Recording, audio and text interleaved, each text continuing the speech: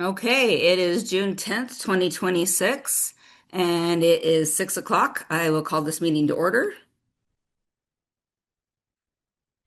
We will now observe the Pledge of Allegiance.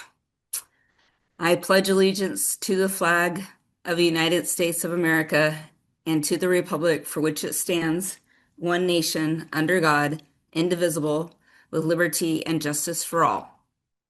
Item 104, approval of the agenda. Do I have a motion to approve today's agenda? So moved. And a second? I'll second. Thank you. Moved by Ms. Ewers and seconded by Mr. Lemon. All in favor? Aye. Aye. Aye. Just to double check, I see Allison Ewers and Jim Lemon. Is anybody else from the board on here? I can't see everybody's name, so I just wanted to double check. I saw Mr. Thierry, but now I don't see his name. Okay, so we have quorum. We're good. Okay, thank you. All right. Item 201, open public hearing. I'll turn it over to Eric Thompson, our Chief Financial Officer, to have our public hearing on the proposed annual expenditure budget. All right, thank you. As soon as I can share my screen, I'll get that presentation up there. But I'll start. This will just be it's routine. So every year we're going to have the budget process is a two-part process. So you'll have the proposed budget and you'll have the adopted budget. And so what we have to do is have the proposed budget, give a certain amount of time. It's a minimum of 10 days. So that usually works well with the board meetings being 2 weeks apart. And then we would have the proposed budget after that. But that gives time for people to kind of digest it and check it out and have comments and then come back before it is adopted. Let me see. I can share. All right, are we good on that one, Beth? Okay.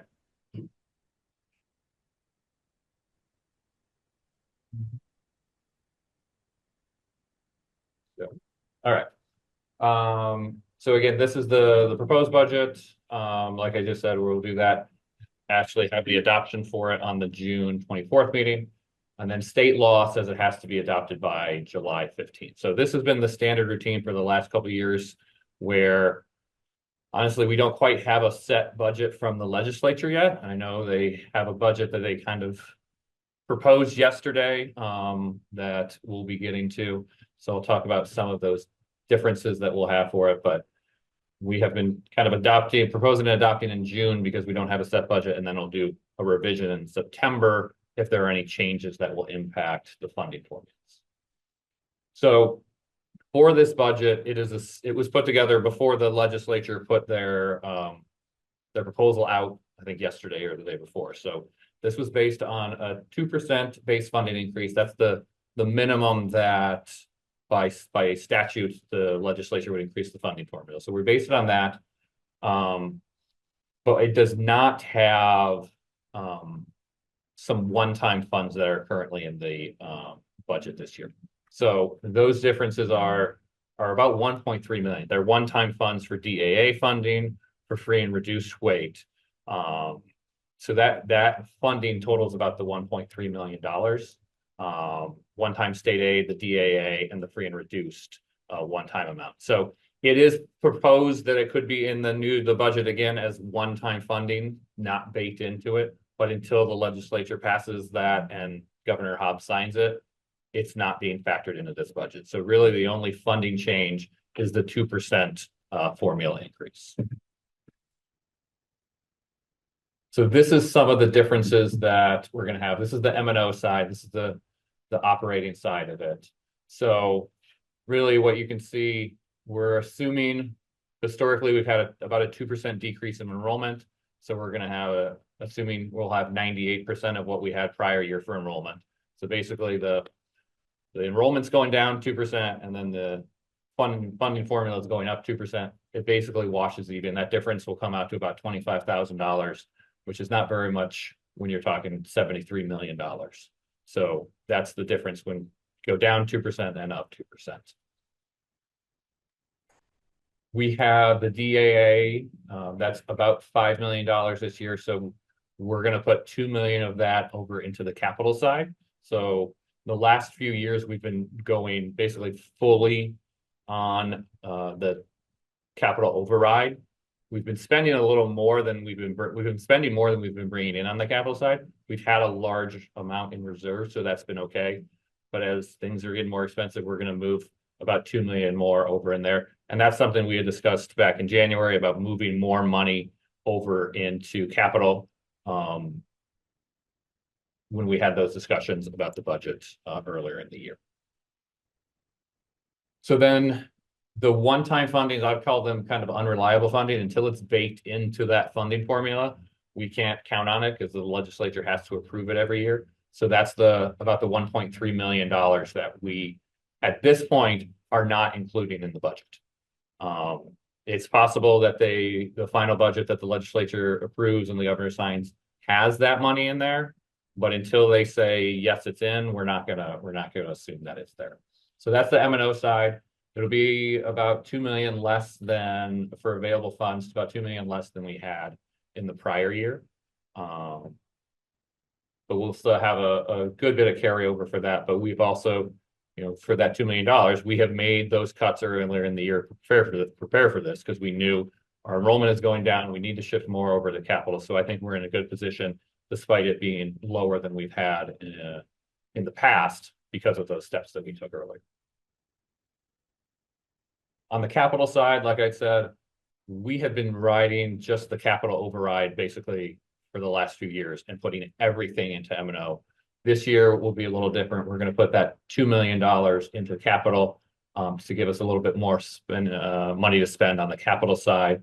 We have been spending down those reserve balances, but we'll still have more than 100% of our expenses on the carryover side for that. So we'll still have a good $17 million available to spend.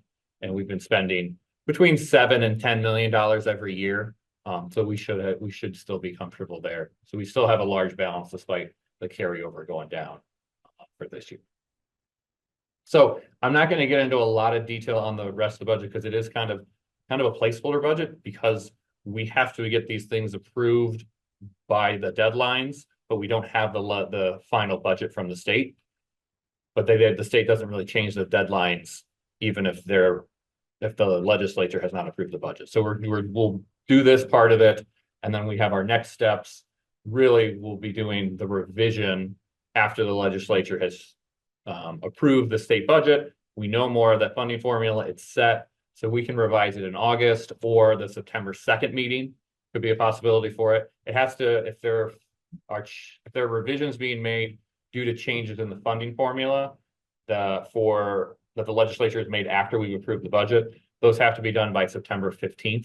So our meeting would be September 2nd or September 16th. So the September 2nd meeting is probably the best one that we would do for that. We could do it in August if that would be preferable too, because we'll have all the data probably by July when the legislature, or late June, but when the legislature passes and approves everything. So in August or September 2nd, that would be fine for any of those. So that's when I think we'll get into more of the nuts and bolts of it. We can talk about tax rates and whatnot. And we'll have a meeting in 2 weeks again when we have the adopted budget for it. And we can get into the tax rates then. We'll have a truth and taxation hearing then as well, because we'll be levying funds for adjacent ways for the Curry and Connolly build. So we'll have a meeting for a routine truth and taxation meeting for that whenever we do adjacent ways. So we'll have that then. So if there are any questions, I'll be happy to answer them. Okay, so I can't see everybody's hands unless Mr. Thompson, could you stop sharing and then I can see more people? I can see what I can do. Thank you. Okay, do we have any questions from the board? It's like Mr. Lemon. Mr. Lemon, go ahead. Thank you, Madam President. Mr. Thompson, on the front page of the budget, there's a total average salary of all teachers employed in FY 26 and 27, and there's a difference that's gone down. Is the reason the average to a teacher is less than last year is because we have less employees and many of the more seasoned employees that earn more money have retired. Does that make sense? That does make sense because when I ran the figures, it was a little bit of a surprise on that because we gave everyone a 2% raise, so they went up. But if you had a $70,000 teacher being replaced with a $52,000 teacher, you're going to have a lower average there despite everybody going up. Okay, thank you. Thank you, Madam President. That's it. Not seeing anybody else have any question. I did have one myself. The estimated 2% decrease in enrollment, I know that there's usually a range that we're looking for. Is that on the lower end of the range or the upper end?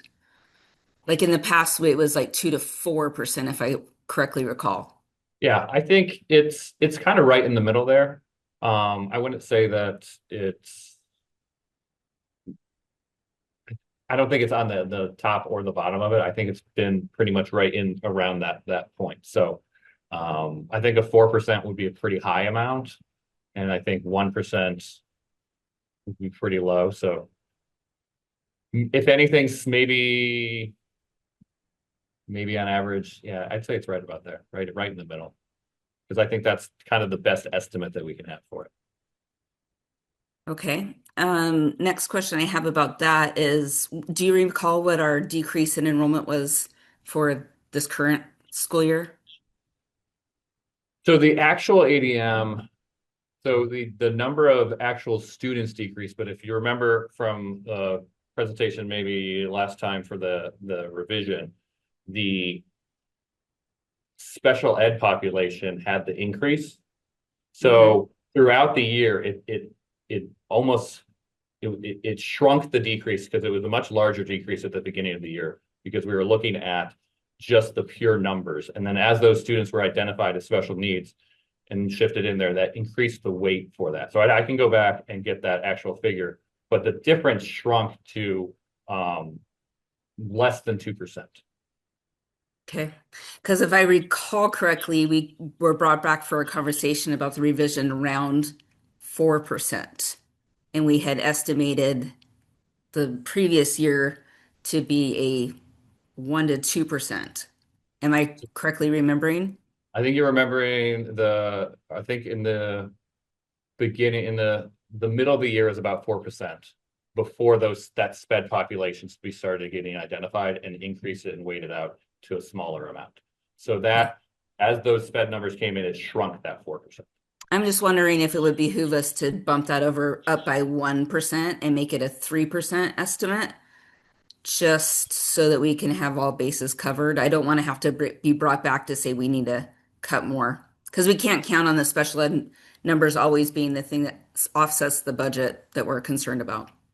So for this, we have made those cuts.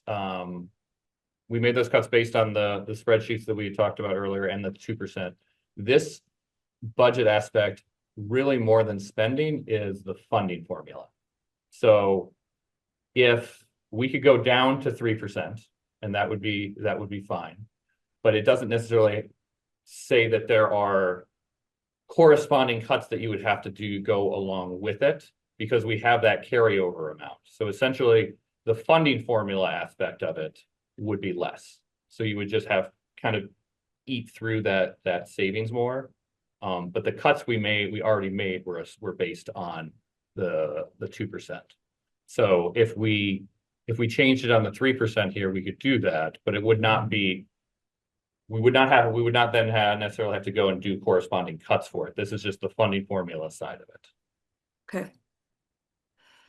All right. Any other board members? Any other questions?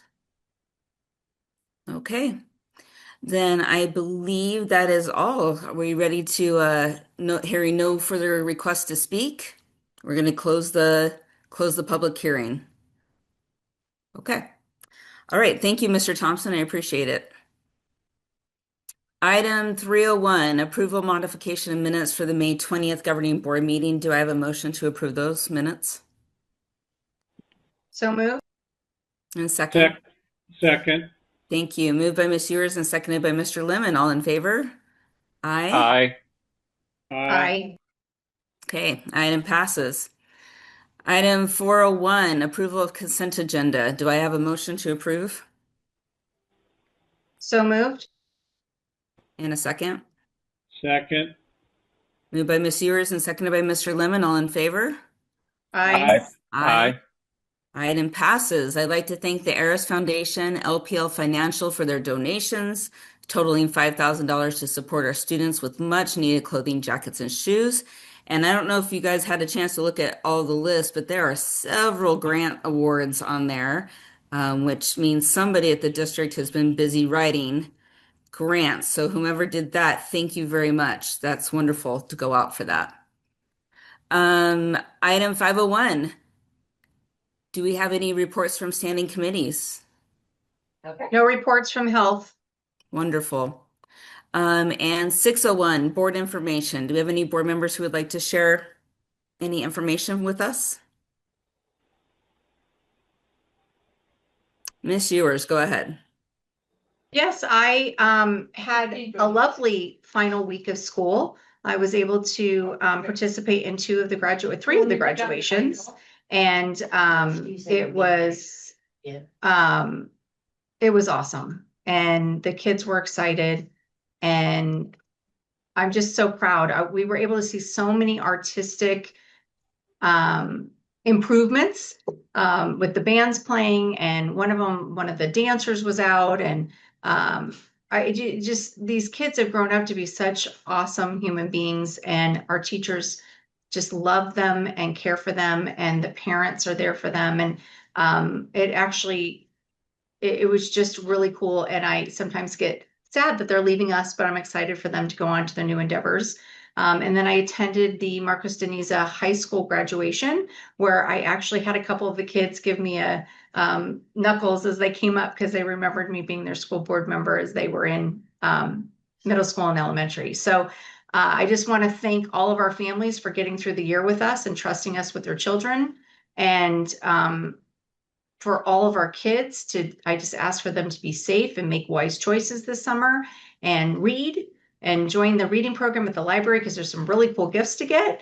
And I want to thank all of you that are on this call right now. The school years, every year we have, it seems like we have challenges, but they seem to get harder sometimes.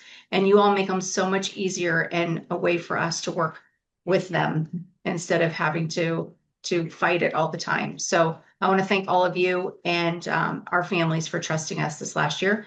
And I hope everyone has a safe summer. Thank you, Miss Ewers. Any other board members? Mr. Lemon. Thank you, Madam President. I too attended some graduations. The first was at McCamey, and there were over 100 students that I shook hands with as they crossed the stage, as their names were read.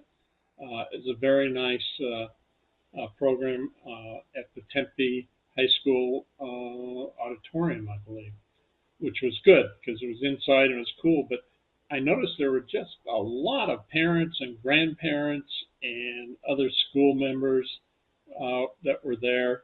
And the Kiwanis presented to the students some gift cards or money, and that was very nice. I also attended Shamley K-8 graduation, the 8th grade graduation. It was a much smaller affair. It was held inside, and it was kind of quiet. But again, I think there was another an award from Kiwanis presented to one student. And what I noticed on the academic achievement awards that the school had, the students that had attended lots of days from the kindergarten all the way through 8th grade did very well. And so attendance really matters.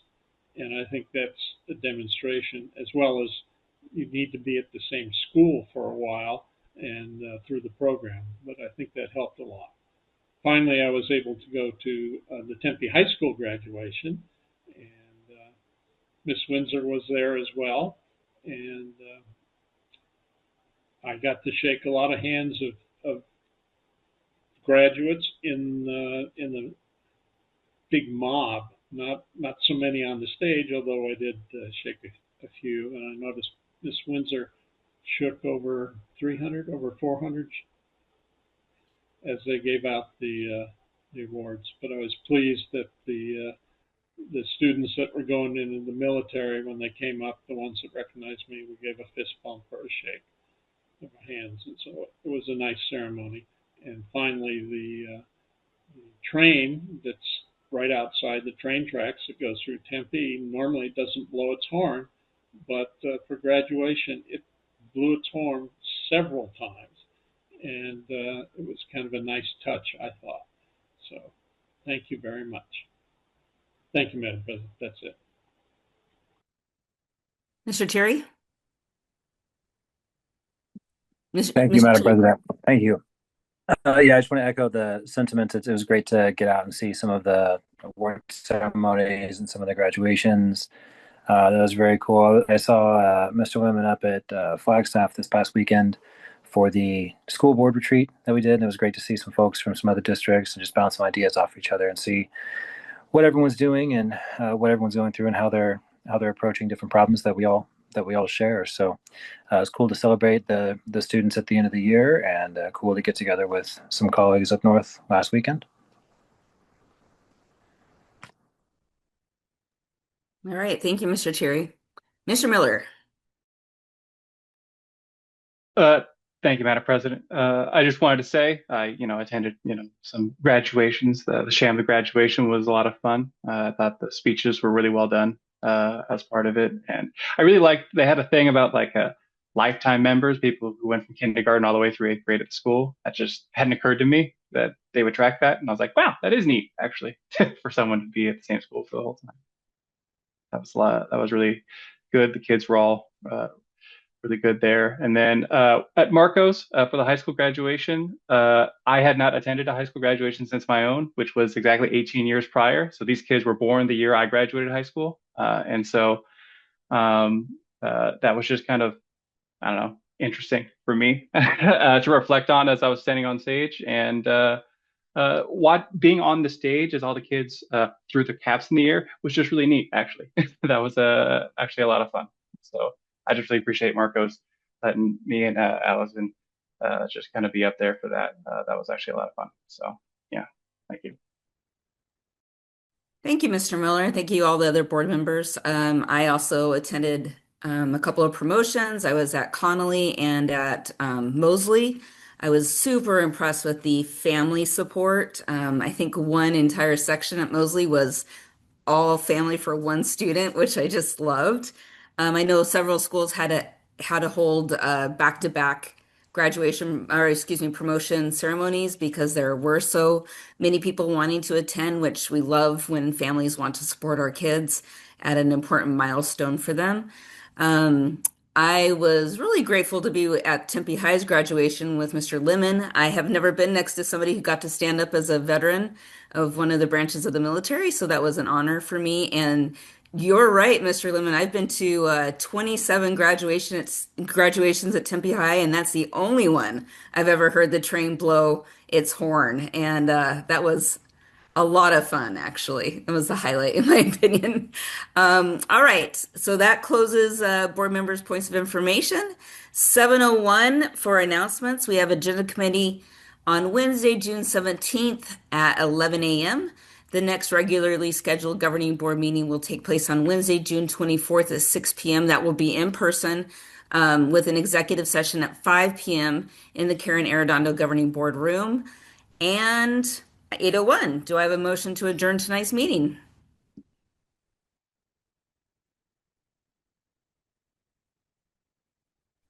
Motion to adjourn tonight's meeting. Thank you. Second. Thank you, Mr. Terry. Moved by Mr. Terry and seconded by Mr. Miller. All in favor? Aye. Bye. Aye. Aye. Everybody go have a little summer vacation. Thank you, guys. Bye, everyone. Bye. Bye. Bye bye.